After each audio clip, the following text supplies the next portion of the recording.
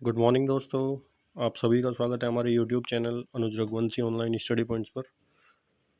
दोस्तों आज हम बात करने वाले हैं इतिहास के बारे में। आखिरकार इतिहास कहाँ से स्टार्ट होता है हमारा, क्योंकि इतिहास एक ऐसा टॉपिक है जिसका कोई अंत नहीं है। इसमें आप कितना भी लिख सकते हो, लेकिन हम बात करेंगे सिर्फ उन इम्पोर्टेंट टॉपिक्स को लेकर के जो आपके एग्ज़ाम्स के पॉइंट ऑफ व्यू से बहुत ज़्यादा इम्पोर्टेंट होने वाले हैं। तो दोस्तों इतिहास का प्रारंभ कहाँ से होता है, उसका वर्गीकरण किस प्रकार किया गया है, हमारी कौन कौन सी सभ्यताएं भूतकाल में जा चुकी है, हमारे इतिहास में किन किन सभ्यताओं के बारे में वर्णन मिलता है, उन सबको हम एग्जाम के पॉइंट ऑफ व्यू से जितने भी पॉइंट इंपॉर्टेंट होने वाले हैं वो सभी इन वीडियो में डिस्कस करने वाले हैं दोस्तों। तो दोस्तों और साथ ही आपको अगर इस वीडियो का क्विज चाहिए तो क्विज आपको हमारे टेलीग्राम ग्रुप में मिल जाएगा, और टेलीग्राम ग्रुप का लिंक आपको डिस्क्रिप्शन बॉक्स में दे दिया जाएगा दोस्तों। और दोस्तों जिन लोगों ने हमारा चैनल अभी तक सब्सक्राइब नहीं किया वो चैनल को सब्सक्राइब कर लें, और वीडियो को लाइक एंड शेयर करना ना भूलें। साथ ही बेल आइकन को दबाना ना भूलें ताकि आपको नई वीडियो का नोटिफिकेशन सबसे पहले मिलता रहे। चलिए शुरू करते हैं इतिहास के बारे में। और ये टॉपिक पैट के एग्ज़ाम को लेकर के बहुत ज़्यादा इंपॉर्टेंट है दोस्तों, स्पेशली हमने पैट के एग्ज़ाम को लेकर के ही इतिहास को स्टार्ट किया है। इतिहास हुआ या फिर आपकी राजनीति, पॉलिटी, ज्योग्राफी, इन सभी टॉपिक्स पर हम वीडियो डालते रहेंगे। आप हमारे साथ बने रहिए। और इसका क्विज आपको, जैसा मैंने आपको बताया अभी, इसका क्विज आपको हमारे टेलीग्राम ग्रुप में मिल जाएगा, जिसका लिंक आपको डिस्क्रिप्शन बॉक्स में दे दिया जाएगा दोस्तों। चलिए शुरू करते हैं। इतिहास का वर्गीकरण। इतिहास को किस प्रकार से वर्गीकृत किया गया, कैसे कैसे बांटा गया है इतिहास को।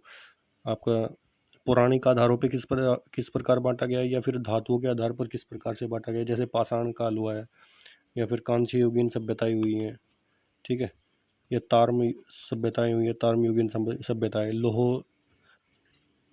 लोह युग हुआ है जिसमें लोहे का प्रयोग ज़्यादा हुआ है, जिसमें लोहे का उद्भव हुआ था। कांस्य युगीन जिसमें कांसे का उद्भव हुआ। कांसे के बारे में मानव जाति ने जाना, किस प्रकार से मनुष्य नीचे से जीरो से उठ करके आज वर्तमान में स्थित है, यहाँ तक कैसे पहुँचा, ये सारा क्या है, इतिहास का टॉपिक है दोस्तों। ठीक है, तो फर्स्ट पॉइंट हम देख लेते हैं कि भारत के उत्तर वैदिक कालीन राजा दुष्यंत एवं शकुंतला के पुत्र भरत के नाम पर हमारे देश का नाम क्या पड़ा था, भारत। सबसे पहले हम देखते हैं कि हमारे देश का नाम भारत ही क्यों पड़ा, भारत इसको क्यों कहा गया। उत्तर वैदिक कालीन जो युग हुआ है, ये आर्ध ऐतिहासिक काल का पीरियड है। आगे हम बताने वाले हैं आपको, ये आर्ध ऐतिहासिक काल का पीरियड है, जिसमें उत्तर वैदिक कालीन में भी क्या दो भाग हुए थे, ऋग्वैदिक कालीन और उत्तर वैदिक कालीन। तो उत्तर वैदिक कालीन में जो राजा दुष्यंत और शकुंतला के पुत्र भरत हुए हैं, उनके नाम पे भारत का नाम क्या पड़ा, हमारे देश का नाम क्या क्या पड़ा, भारत। ठीक है, ये आपको याद रखना है। और अलग अलग स्थानों पे भारत को किस किस नाम से जाना गया वो भी हम नेक्स्ट पॉइंट में बताने वाले हैं। जैसे बौद्ध ग्रंथों में भारत को क्या कहा गया है, जम्मू द्वीप, जम्मू द्वीप के नाम से जाना गया है। कहाँ जाना गया है, बौद्ध ग्रंथों में। ये इंपॉर्टेंट है बहुत ज़्यादा, कई बार पूछ लिया जाता है कि बौद्ध ग्रंथों में भारत को किस नाम से जाना गया। आर्यव्रत के नाम से, जम्मू द्वीप के नाम से, इंडिया मुसलमान या फिर हिंदुस्तान किस नाम से, जम्मू द्वीप के नाम से। इसको आप याद रखना है। मनुस्मृति में, मनुस्मृति में क्या कहा गया, मनुस्मृति में मनु ने भारत को आर्यव्रत कहा है। मनु ने क्या कहा है, आर्यव्रत, आर्यव्रत। मनु कौन थे, मनु प्रथम, पृथ्वी के प्रथम मनुष्य थे मनु। ब्रह्मा जी की संतान थे, ठीक है, ब्रह्मा जी के मानस पुत्र थे कौन, मनु। और इनके द्वारा लिखी गई क्या थी, मनुस्मृति किनके द्वारा लिखी गई थी, ब्रह्मा जी के मानस पुत्र मनु के द्वारा। ठीक है, तो मनुस्मृति में मनु ने भारत को क्या कहा गया, आर्यव्रत कहा है, जिसका क्षेत्र कहाँ से कहाँ तक था, हिमालय से नर्मदा के बीच का क्षेत्र था भारत का। नेक्स्ट पॉइंट देख लेते हैं। यूनानियों ने क्या कहा भारत को, यूनानियों ने भारत को इंडिया कहा तथा मुसलमानों ने इसको हिंदुस्तान कहा है। ये सभी पॉइंट आपको याद रखने हैं। तो बौद्ध ग्रंथों में क्या मिलता है, जम्मू द्वीप, बौद्ध ग्रंथों में जम्मू द्वीप, मनुस्मृति में आर्यव्रत जो हिमालय और नर्मदा के बीच का क्षेत्र था, यूनानियों ने इंडिया कहा तथा मुसलमानों ने इसको हिंदुस्तान कहा। और इसका नाम भारत क्यों पड़ा, उत्तर वैदिक कालीन राजा दुष्यंत एवं शकुंतला के पुत्र भरत के नाम पर हमारे देश का नाम भारत पड़ा। ये आपको याद रखना है। अगर आप स्क्रीनशॉट लेना चाहें तो स्क्रीनशॉट ले सकते हैं दोस्तों। नेक्स्ट देख लीजिएगा। इतिहास का वर्गीकरण। इतिहास को कैसे कैसे वर्गीकृत किया गया।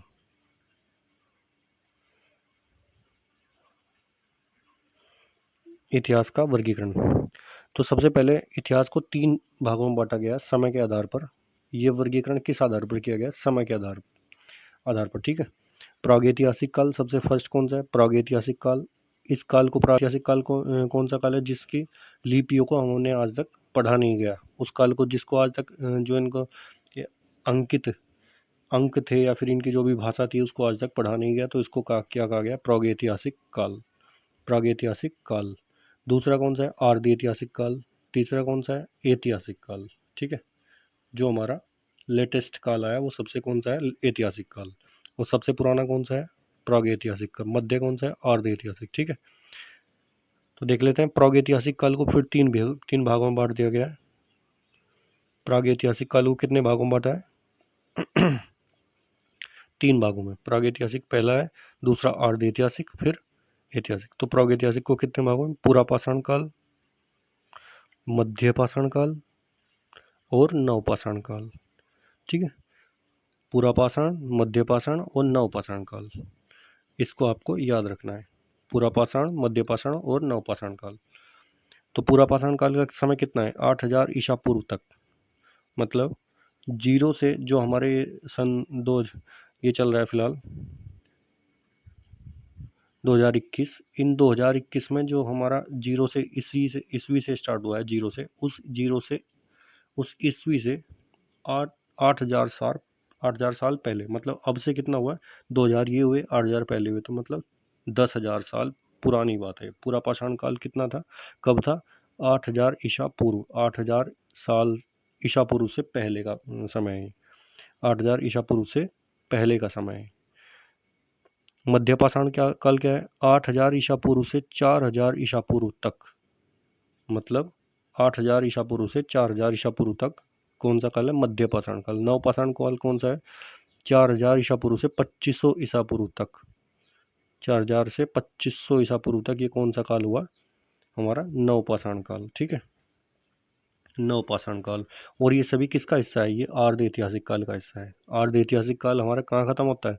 2500 ईसा पूर्व तक, ठीक है। अब मैं आपको ईसा पूर्व और ईस्वी समान ये बता देता हूँ। जैसे आपने एक लाइन देखी होगी, नंबर लाइन, इसमें बीच में जीरो होता है, इधर जाओगे प्लस, इधर जाओगे इधर आएगा माइनस। इसी प्रकार से ईसा पूर्व, ये तो आ जाएगा ईसा पूर्व इधर जाने पे, ठीक है। अगर इधर जाओगे तो ईसा पूर्व और इधर आएगा हमारा ईस्वी, ठीक है। तो ईसा पूर्व, ईसा के पश्चात, और ये जीरो को क्या कहा गया है? ईसा, ठीक है। इसी से हम अपने काल का पूरी गणना करते हैं ईस्वी के आधार पर, ठीक है। तो इस जीरो से अगर पहले की बात होती है, पीछे की बात होती है, अर्थात माइनस में बात जाती है तो ईसा पूर्व बोला जाता है, और प्लस में बात जाती है तो ईस्वी बोला जाता है, ठीक है। इसको आपको याद रखना है, ठीक है। जैसे हमने पहले डिस्कस किया है 8000 ईसा पूर्व, पूरा पाषाण काल का समय कितना है? 8000 ईसा पूर्व। तो मतलब जीरो से पीछे माइनस में जाके बात करते हैं। तो ये हमारा इधर कहाँ चल रहा है? 21 सन 2021 चल रहा है। तो हमारे कितने समय बीत गए ईस्वी से? 2021 साल हमारे बीत गए। हम ईस्वी से जीरो से 2021 साल आगे हैं।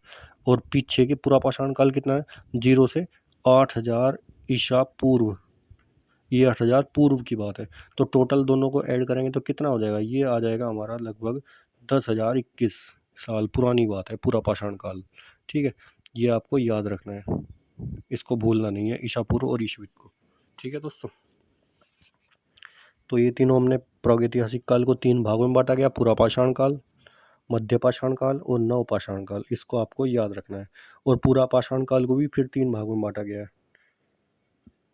पूरा पाषाण काल को भी 3 भागों में बांटा गया, नवपुरा, मध्यपुरा और उच्चपुरा। नवपुरा पाषाण काल, मध्यपुरा पाषाण काल और उच्चपुरा पाषाण काल, ठीक है दोस्तों। आगे हम इसको पूरी डिटेल से आगे समझाने वाले हैं। तो इसको मैं बता देता हूँ आपको। 8000 ईसा पूर्व तक कौन से तीनों युग हुए, तीनों काल हुए? नव नवपुरा पाषाण काल, मध्यपुरा पाषाण और उच्चपुरा पाषाण। मध्य इसके बाद प्रागैतिहासिक काल का दूसरा हिस्सा कौन सा है? मध्य पाषाण काल। तीसरा कौन सा? नवपाषाण काल। नवपाषाण काल में ही मानव के जीवन में बहुत ज़्यादा परिवर्तन, सबसे ज़्यादा जो परिवर्तन हुआ है मानव जीवन में, जो विकास सबसे ज़्यादा हुआ है मानव का, वो कब हुआ है? नवपाषाण काल में। उसके बाद प्रागैतिहासिक काल का हमने देख लिया है गठन, किस प्रकार से इसको विघटित किया गया है। इसके बाद सेकंड देख लेते हैं आर्ध ऐतिहासिक। दूसरा कौन सा है? आर्ध ऐतिहासिक, जो मध्य का समय है हमारे। आर्ध ऐतिहासिक को दो भागों में बांटा है। आर्ध ऐतिहासिक काल को कितने भागों में बांटा गया है? आर्ध ऐतिहासिक काल को दो भागों में बांटा गया है दोस्तों, ठीक है। आर्ध ऐतिहासिक काल को कितने भागों में बांटा गया है? दो भागों में। सिंधु घाटी सभ्यता पहला है, सेकंड है वैदिक सभ्यता। पहला सिंधु घाटी सभ्यता, दूसरा है वैदिक सभ्यता। सिंधु घाटी सभ्यता, दूसरा वैदिक सभ्यता। दो दो भागों में बांटा है, सिंधु सभ्यता और वैदिक सभ्यता। सिंधु घाटी सभ्यता में जो मुख्य मुख्य सिविलाइजेशन हमारी सब विकसित हुई है वो कौन कौन सी है? हड़प्पा सभ्यता है, हड़प्पा सभ्यता है। दूसरी मोहनजोदड़ो है, हड़प्पा है, मोहनजोदड़ो है।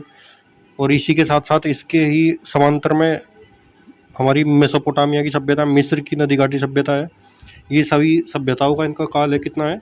2500 से 1500 ईसा पूर्व तक। 2500 से 1500 ईसा पूर्व तक। कुछ हम खोजकर्ता हमें बताते हैं कि वो कुछ बोलते हैं कि 3250 से 1750 का कार्यकाल है, लेकिन कुछ बोलते हैं कि 2500 जो मुख्य कार्यकाल है वो है 2500 से 1500 ईसा पूर्व तक सिंधु घाटी सभ्यता का, जिसमें कई सभ्यताएं विकसित हुई हैं। उसके बाद दूसरा भाग आर्ध ऐतिहासिक काल का कौन सा है? वैदिक सभ्यता। वैदिक सभ्यता, वैदिक सभ्यता का कार्यकाल कितना है? 1500 ईसा पूर्व से 600 ईसा पूर्व तक। 1500 ईसा पूर्व से 600 ईसा पूर्व तक। इसी प्रकार वैदिक सभ्यता को, वैदिक काल को भी कितने भागों में बांटा है? फिर वैदिक काल को पुनः दो भागों में बांट दिया है। किस प्रकार से? ऋग्वैदिक काल और उत्तर वैदिक काल। ऋग्वैदिक काल और उत्तर वैदिक काल। ऋग्वैदिक और उत्तर वैदिक काल, ठीक है दोस्तों। ऋग्वैदिक को कहाँ से कहाँ तक लिया है? 1500 से 1000 ईसा पूर्व तक का समय क्या बोला जाता है? ऋग्वैदिक काल। ऋग्वैदिक काल। और वैदिक काल को हमने, वैदिक सभ्यता को हमने वैदिक सभ्यता के नाम से ही क्यों जाना है? और इसी प्रकार से सिंधु घाटी सभ्यता को सिंधु घाटी सभ्यता क्यों कहा? क्योंकि जो हमारी यहाँ सिविलाइजेशन से जो सभ्यताएं विकसित हुई है वो सिंधु नदी के किनारे पर विकसित हुई है। जो हमारे साक्ष्य मिलते हैं वो सिंधु घाटी सभ्यता के साक्ष्य जो मिलते हैं सिंधु नदी के किनारे किनारे मिलते हैं, इसलिए इसको सभ्यता को क्या कहा गया? इस सिविलाइजेशन को क्या कहा गया? सिंधु घाटी सभ्यता। उसी प्रकार वैदिक सभ्यता, इस समय में आर्य जो मध्य एशिया से हमारे यहाँ आर्य आए थे पंजाब की साइड से, उन्होंने क्या किया? उन्होंने वेदों का प्रचार प्रसार किया, तो इसलिए इस काल को क्या कहा गया? वैदिक काल। वैदिक काल 1500 ईसा पूर्व से 600 ईसा पूर्व तक। तो ऋग्वैदिक काल 1500 ईसा पूर्व से 1000 ईसा पूर्व, और उत्तर वैदिक काल 1000 ईसा पूर्व से 600 ईसा पूर्व तक। 1000 से 600 ईसा पूर्व तक। तो ऋग्वैदिक काल में जो कुछ ऋग्वैदिक काल के बाद उत्तर वैदिक काल आया। इसमें क्या हुआ? इसमें फिर सभ्यताओं में कुछ परिवर्तन आए, तो इसलिए उसको क्या बोला गया? उत्तर वैदिक काल। इसी प्रकार से फिर हमारा क्या तीसरा पार्ट कौन सा आता है? वो आता है हमारा आधुनिक काल, जिसको ऐतिहासिक काल भी कहते हैं। प्रागैतिहासिक, आर्ध ऐतिहासिक और ऐतिहासिक। ऐतिहासिक काल को कब से लिया गया है?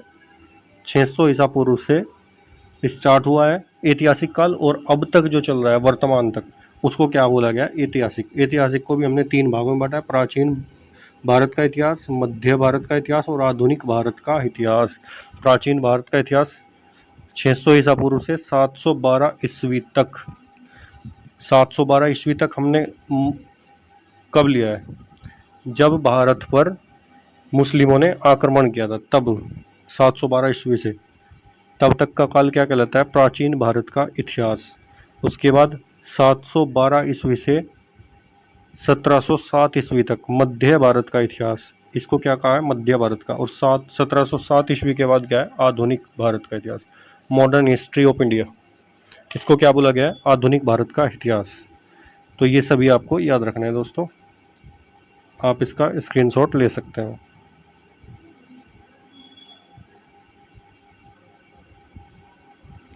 नेक्स्ट पॉइंट देख लेते हैं। नेक्स्ट पॉइंट देख लेते हैं, औजारों या धातुओं की खोज के आधार पर इतिहास का वर्गीकरण। तो जो इतिहास का वर्गीकरण किया गया है वो किसके आधार पर किया गया है? यहाँ किया गया है धातु की खोज के आधार पर। किस प्रकार से किस धातु की खोज सबसे पहले हुई है, उसी को उस युग जिस युग में जिस धातु की खोज हुई है उस युग को उस धातु के आधार पर नाम दे दिया गया है। जिस प्रकार से पाषाण काल, ठीक है, ताम्र पाषाण काल, कांस्य काल या लोह काल।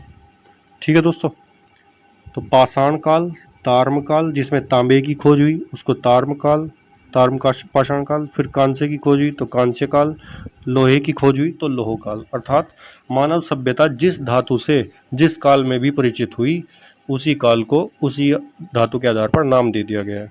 पाषाण काल अर्थात इंसान पत्थरों का इस्तेमाल करता था मोस्टली, इसलिए उसको क्या बोला गया? पाषाण काल। और ये भी क्वेश्चन पूछ लिया जाता है कि सर्वप्रथम किस धातु की जानकारी हुई मनुष्य को सबसे सर्वप्रथम तांबा धातु की जानकारी हुई। तो इसको आप नोट डाउन कर लेना। अब देख लेते हैं विस्तृत से प्रागैतिहासिक काल। प्रागैतिहासिक काल किसको कहा है? प्रागैतिहासिक काल का अध्ययन सर्वप्रथम 13 मई 1863 ईस्वी में रॉबर्ट ब्रूसफुट ने किया था। रॉबर्ट ब्रूसफुट, इसलिए रॉबर्ट ब्रूसफुट को प्रागैतिहासिक काल का जनक माना जाता है।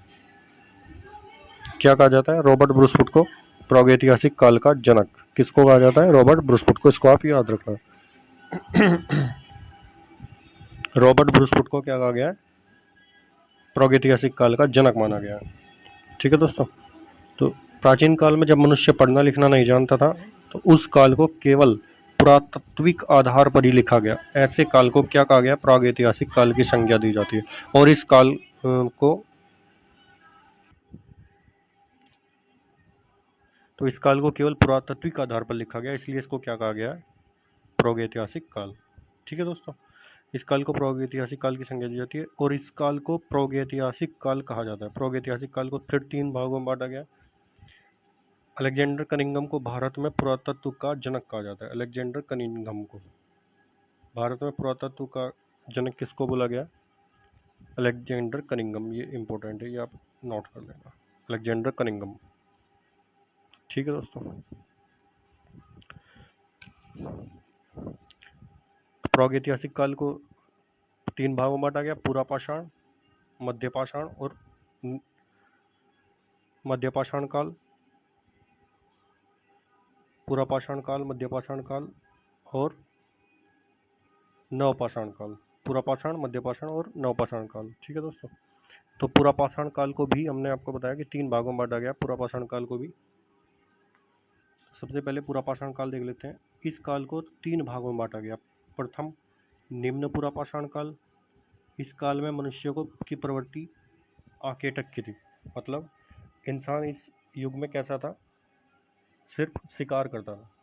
उसकी प्रवृत्ति कैसी थी? शिकार करने की प्रवृत्ति थी। ना तो वो खाने को स्टोर कर, ना ही वो उसको उगाता था, ना ही उसका उत्पादन करता था।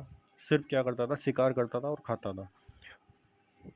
ठीक है, निम्न पूरा पाषाण काल में आग की खोज हुई, लेकिन इसका प्रयोग मनुष्य ने नवपाषाण काल में किया।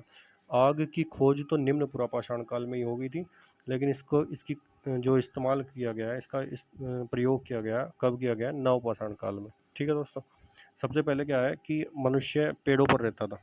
मनुष्य पर कहाँ रहता था? पेड़ों पर। पेड़ों से उतर के उसने क्या किया? ज़मीन पर आना स्टार्ट किया। ज़मीन पर आना स्टार्ट किया तो उसने क्या किया? सबसे पहले पत्थरों के द्वारा वो अपने हथियार बनाता था, उससे शिकार करता था, नुकीले हथियार बनाता था। पत्थरों के इस टाइप के नुकीले हथियार बनाता था। ठीक है, जिससे वो क्या करता था? इसका इस्तेमाल वो शिकार के लिए करता था। तो जैसे ही दो पत्थर को आपस में टकराता था तो उससे टकराते हैं तो उससे क्या हुआ? चिंगारी उत्पन्न हुई, जिससे इनको पुरापाषाण काल में ही इनको क्या हुआ? आग का ज्ञान हो गया, आग की जानकारी हो गई। किसमें? पुरापाषाण काल में। लेकिन इसका इस्तेमाल करना नहीं जान पाए। इसका इस्तेमाल किया इन्होंने नवपाषाण काल में। तो आग की खोज कब हुई? पुरापाषाण काल में।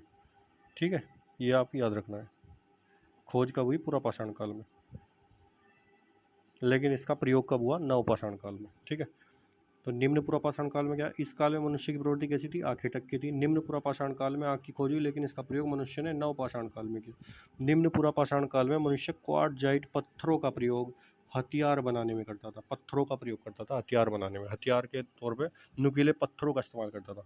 ठीक है दोस्तों, मध्य पूरा पाषाण काल में कोई ज़्यादा गतिविधियाँ नहीं हुई, इसलिए इसका वर्णन नहीं मिलता है। कैसे? जिस प्रकार से अभी हाल ही में कोरोना काल आया था, तो उस समय कोई ज़्यादा नई गतिविधियाँ नहीं हुई, कोई नया डेवलपमेंट नहीं हुआ, तो इसलिए इतिहास में कोरोना काल का डेवलपमेंट का अगर नाम आता है तो उसका कोई जगह नहीं होगी, क्योंकि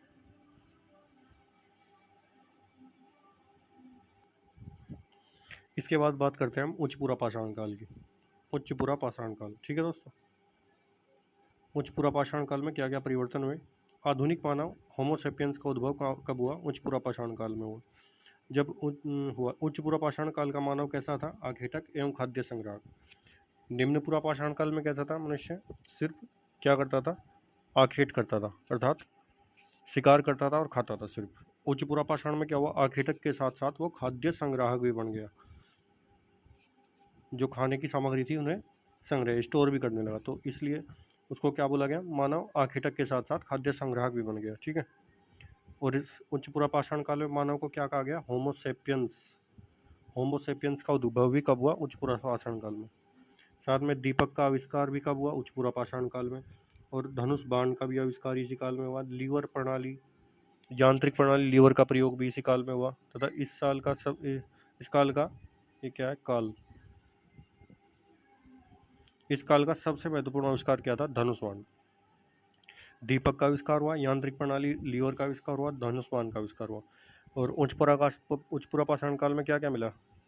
बेलन घाटी के लोधा नाले से मातृ देवी की मूर्ति प्राप्त हुई, तथा एमपी के सिंधी जिले के बागोर नामक स्थान से पूजा स्थल के प्रमाण भी मिलते हैं। अर्थात उच्च पूरा पाषाण काल में मानव पूजा करना भी सीख गया था, पूजा करना भी सीख गया था, जैसे अग्नि की पूजा और अपनी मातृ देवी की पूजा, इन सब की पूजा करता था। ठीक है, तो कहाँ से मिलते हैं पूजा स्थल के साक्ष्य? एमपी के सिंधी जिले के बागोर नामक स्थान से पूजा के स्थल के प्रमाण भी प्राप्त होते हैं। और बेलन घाटी के लोधा नाले से मातृ देवी की मूर्ति प्राप्त हुई है। तो इनसे क्या ठीक है। मध्य पाषाण काल, दूसरा पॉइंट आता है मध्य पाषाण काल। पूरा पाषाण काल, पूरा पाषाण काल का दूसरा पार्ट कौन सा है? मध्य पाषाण काल। और ये किसके पार्ट है? प्रागैतिहासिक काल के, प्रागैतिहासिक काल के। ठीक है, मध्य पाषाण काल को देख लेते हैं। मध्य पाषाण काल में मनुष्य आखेटक एवं खाद्य संग्रह के साथ साथ पशुपालन भी करता था। सबसे पहले मानव ने क्या किया? सबसे पहला काल कौन सा था? प्रागैतिहासिक काल का पूरा पाषाण काल। पूरा पाषाण काल को भी हमने फिर 3 भागों में बांटा, निम्नपुरा, उच्चपुरा और मध्यपुरा और उच्चपुरा। ठीक है, तो पूरा पाषाण काल में मानव कैसा था? सिर्फ वो क्या करता था? आखेटक करता था, आखेट करता था। आखेट के बाद उसने क्या किया? संग्रह करना स्टार्ट कर दिया। आखेटक के साथ साथ वो खाद्य संग्राहक बन गया। और मध्य पाषाण काल में क्या हुआ? खाद्य संग्रह के साथ साथ उसने पशुपालन भी प्रारंभ कर दिया था। ठीक है, तो पशुपालन कब प्रारंभ किया? ये पूछ सकता है क्वेश्चन, कब शुरू स्टार्ट किया? मध्य पाषाण काल में। ठीक है, ये आपको याद रखना है।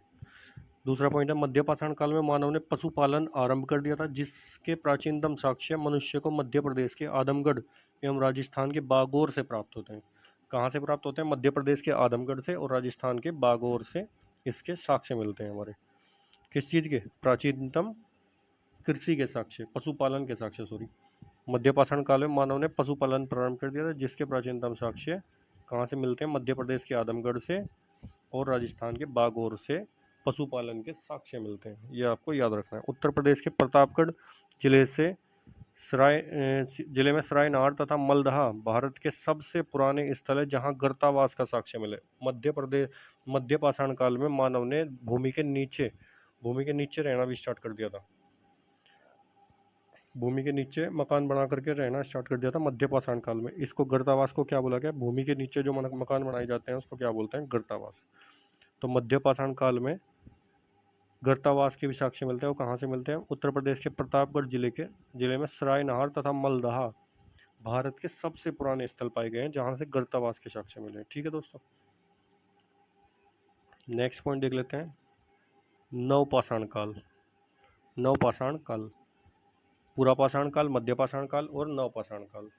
ठीक है, ये सब किसके पार्ट हैं? प्रागैतिहासिक काल के। जैसे मैंने आपको अभी ऊपर बताया था, प्रागैतिहासिक काल को कितने कितने भागों में बांटा है, ये देखिएगा, पुरापाषाण, मध्यपाषाण और नवपाषाण। ये सब प्रागैतिहासिक काल के ही हिस्से चल रहे हैं, भाग चल रहे हैं। इसके बाद अर्ध ऐतिहासिक और ऐतिहासिक काल आएगा। तो नवपाषाण काल कब तक आया? 4000 से 2500 ईसा पूर्व तक। 4000 से 2500 ईसा पूर्व तक क्या रहा है? नवपाषाण काल।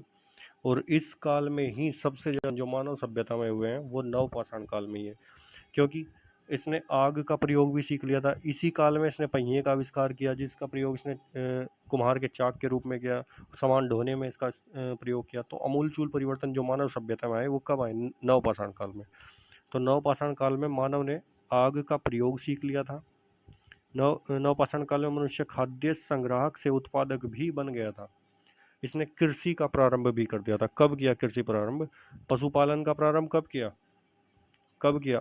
इससे पहले काल में, मध्यपाषाण काल में। ये देखिएगा, मध्यपाषाण काल के बारे में मैंने आपको बताया। मध्यपाषाण काल में इसने क्या किया? पशुपालन। पशुपालन कब प्रारंभ किया? मध्यपाषाण काल में। लेकिन कृषि का प्रारंभ कब किया? नवपाषाण काल में। और साथ ही आग का प्रयोग भी सीख गया। ये खाद्य संग्राहक से उत्पादक भी बन गया। खाद्य संग्राहक पहले क्या करता था? पहले आकेटक था, फिर उसके बाद इसने खाद्य संग्रह करना स्टार्ट किया। अब खाद्य संग्रह के साथ साथ ये उत्पादक भी हो गया था। उत्पादक का मतलब क्या है? इसने कृषि करना भी प्रारंभ कर दिया था। और कृषि में भी सबसे पहले किस चीज़ के साक्ष्य मिलते हैं? जौ के, जौ गेहूं के। ठीक है, और इन दोनों में भी जौ प्रथम है। ठीक है, तो नवपाषाण काल में पहिए का आविष्कार हुआ। इसका प्रयोग कुम्हार ने मिट्टी के बर्तन बनाने तथा सामान ढोने में किया। तो पहिए का भी इसका आविष्कार नवपाषाण काल में हुआ। आग का प्रयोग भी नवपाषाण काल में सीखा इसने, तथा कृषि का प्रारंभ भी नवपाषाण काल में ही हुआ। चाक का आविष्कार सबसे पहले मेसोपोटामिया में हुआ। मेसोपोटामिया, मिस्र की सभ्यता, ये सब सभ्यताएं थी। का इराक में जो थी वो इधर थी। मध्य एशिया की सभ्यता थी। ये कौन सी थी? मेसोपोटामिया की सभ्यता। ठीक है, ये बहुत पुरानी सभ्यता है। ये भी चाक का आविष्कार सबसे पहले कहाँ हुआ? मेसोपोटामिया में हुआ। मेसोपोटामिया की सभ्यता में चाक का आविष्कार हुआ। गार्डन चाइल्ड महोदय ने नवपाषाण युग को नव क्रांति की संज्ञा दी है, क्योंकि इस युग में मनुष्य के जीवन में मूल परिवर्तन हुए हैं। जो बेसिक जो परिवर्तन हुए हैं, जो इम्पोर्टेंट जो परिवर्तन हुए हैं, बहुत जरूरी परिवर्तन, वो कब हुए हैं? नवपाषाण काल में। ठीक है दोस्तों, तो इसलिए गार्डन चाइल्ड महोदय ने क्या कहा है? इसको नव क्रांति युग की संज्ञा दी है। इस युग को नवपाषाण युग को नव क्रांति की संज्ञा दी है।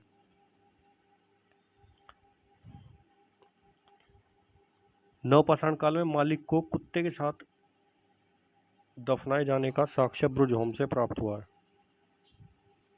कहाँ से मिला? ब्रुजहोम से, जो आज कहाँ है? वर्तमान में कश्मीर में स्थित है।